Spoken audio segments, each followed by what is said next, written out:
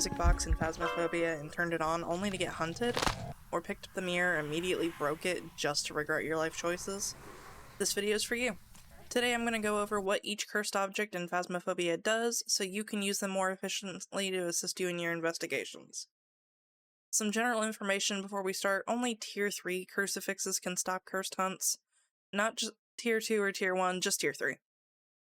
Additionally, the cursed objects do require an empty hand to pick them up, just like tripods, and they do have set spawn locations in each map, so they won't just be randomly placed. First up, the OG, the Ouija Board. I know I'm pronouncing it wrong, I'm doing my best. You can ask the board quite a few questions to talk to the ghost, including how old it is, where its favorite room is, where the bone is, or even how many vegetables, fruits, or even hot dogs they can shove up. Anyways. The board can be incredibly useful in larger maps such as Sunny Meadows or Prison, since you can find out where the ghost is in the bone without spending an hour just wandering around lost. However, each question comes at a sanity cost for the player, with the exception of asking the ghost to play hide and seek. Asking for the favorite room drains 50% sanity, asking for the bone's location drains 20%, asking if it responds to everyone drains 20%, asking the age drains 5%, which is super useful for identifying a Fae where they age. And you can even ask it to check your sanity at a 5% cost. Pretty much anything else you can ask it also has a cost of 5%, which is super useful for whittling down your sanity for that pesky 25% average objective. There are a couple ways to break the board, which triggers a cursed hunt. By asking it to play hide and seek, it counts down from 5 and then it breaks at the end of that countdown. Asking a question without enough sanity to pay for it will also break it. And if everybody just walks away without saying goodbye, the ghost gets a little angry and breaks the board. Which, I mean, you were kind of rude for leaving the ghost like that mid-conversation. How I use the board personally depends on what map I'm playing for them. In a smaller map like Tanglewood, I'll really only use it if I can't find the bone, or if I want the ghost to hunt faster, or if I just want to test for a Fae, since it's normally pretty easy to find the ghost room and bone on those smaller maps. But on larger maps like Sunny Meadows or Prison, I'll pop the board first thing and then continue to set up after some sanity meds. Next up is the Summoning Circle. It is a pentagram with 5 candles around it. Lighting each candle will drain 16% of your sanity for a total of 80%, and when it's fully lit, it causes a quick ghost event followed up by a cursed hunt. If you're out of sanity, you can't light a candle in the circle, it'll just turn itself off. And if you're under 16% but not completely out when you light that final candle, I highly recommend taking some sanity meds, as just lighting it at that point will skip the event and just start the hunt. The Summoning Circle doesn't have much use in identifying a ghost, so it's better to save it for the end of an investigation to finish up your optional objectives. Personally, I take a smudge or two, a lighter, and the camera down with me. I'll light the circle, snap a photo of the ghost while it's eventing, and smudge it right when it starts chasing me. This gets all those scary hunt-based optional objectives really easily, especially if you add a motion sensor if that's one of your objectives. Unlike other cursed objects though, you cannot pick it up and move it, which sucks. Next up is the Haunted Mirror. This mirror can be activated by right-clicking while holding it. It shows you where the ghost room is in like a sweeping video. You can see other players, equipment in the mirror. It's really funny though because you can't see yourself using it. It'll just show the mirror raising up and down like nobody's holding it. The downside though is sometimes you'll just see like blinds or something and have to guess between 2 rooms.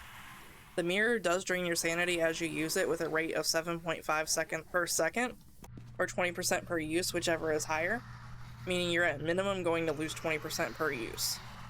When you use it below 20% sanity or you hit 0% while using the mirror will crack and start a cursed hunt. It's really useful for the ghosts that aren't really doing a lot and temps not dropping to find the ghost room, or if you think it may have moved rooms and is wandering back. Otherwise, it's nice to be able to whittle down your sanity and cause a hunt when you need it. Up next is the Monkey Paw, and much like the game we played as kids, it grants you wishes but with unexpected drawbacks. It grants a certain number of wishes depending on the difficulty. At easiest you get 5 wishes, and on 3x or higher you get 3. A neat little Easter egg is that you can find most wishes on tags scattered in Sunny Meadows. You do not have to find them to use the paw either. You can wish for a variety of different things, like wishing to see the ghost causes a ghost event at the ghost's current location, which turns into a cursed hunt while the player is blinded. And then you can wish for an activity, which doubles all activity for 2 minutes, but locks the exits for those 2 minutes. Also permanently breaks the fuse box. You can wish for sanity to reset everyone to 50%, but then you'll have 1.5x sanity drain the rest of the contract. Alongside it will reset the ghost room to a random room. Wishing to trap the ghost locks them in their favorite room for 1 minute, followed by a cursed hunt. The downside to this is it locks you in your current room as well for that 1 minute, with a 25% chance for the doors to unlock after the 1 minute is up. Wishing for safety unblocks the nearest hiding spot, but it will bust the lights and the ghost will basically be able to hear you or sense your equipment anywhere, not just their usual radius. Wishing to leave unlocks all the exit doors, but you ended up slowed and blinded for 5 seconds. Useful if you do it right by the door. Wishing for knowledge also eliminates 1 incorrect piece of evidence and the ghosts with that evidence from the journal. It then starts a cursed hunt near the player who made the wish, with deafening and blinding the wisher until the end of the contract, or that player's death.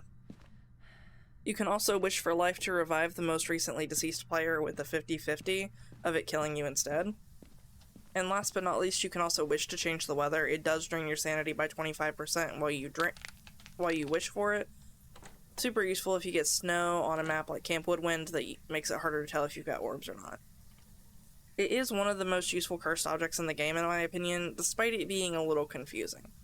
You can trap the ghost to find the ghost room, wish for knowledge, and hopefully narrow it down between 2 options when the ghost is being picky about giving you that last piece of evidence. But personally, I use the revive in multiplayer lobbies.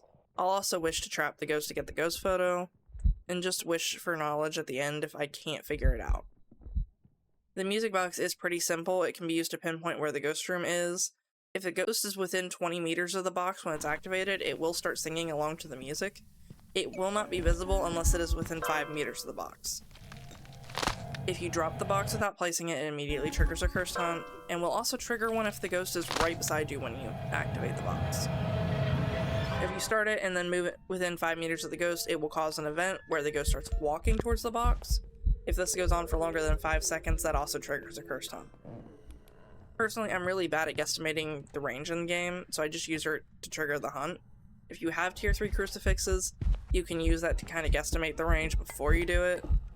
So the ghost room is within that range, you'd be able to use it to get the ghost photo by placing it down instead of dropping it. Next up is the Voodoo Doll, aka Floppy Frank. It has 10 pins in it, including a heart pin. Each pin is pushed in at random when he's used, but the regular pins drop your sanity by 5% and cause an interaction. This is super useful for getting a ghost to touch something to get UV evidence or EMF 5, although it cannot get the ghost to interact with the book or dots, sadly. If you pull the heart pin, it drains by 10% and triggers a cursed hunt. If you do try to pull pins at 0%, it pushes all the remaining pins in at once and also causes a cursed hunt. Finally, last but not least, the tarot cards. They aren't really that useful in an investigation, but they are really fun to take turns pulling. It is a deck of 10 randomly generated cards, and there are 10 different cards you can draw. The Tower doubles ghost activity for 20 seconds. The Wheel of Fortune raises or lowers your sanity by 25%, depending on what the color it burns is. Red, sanity loss; green, sanity gain. The Fool can be any other card, but it's basically a joke card. Nothing happens and it burns purple. The Devil causes a ghost event on the player closest to the ghost, and Death triggers a cursed hunt. The Hermit traps the ghost in its room for 1 minute, and the Sun fully replenishes your sanity while the Moon drains it. The High Priestess is a rare card that revives a random dead player. If no one's dead, it does store until someone does die, but you cannot stack them by storing them. And finally, the Hanged Man instantly kills the player. You can avoid most bad effects from the deck by right-clicking to pull the card and then backing out of the door frame to outside while it's mid-animation. However, the Hanged Man still can insta-kill you when you do this. Pull the cards at your own risk. And that is all of the cursed objects in Phasmophobia. Hopefully this helps you feel more comfortable when playing with them. Thank you for watching, and if no one else has told you this today, you are loved, you are valued, and you are so appreciated.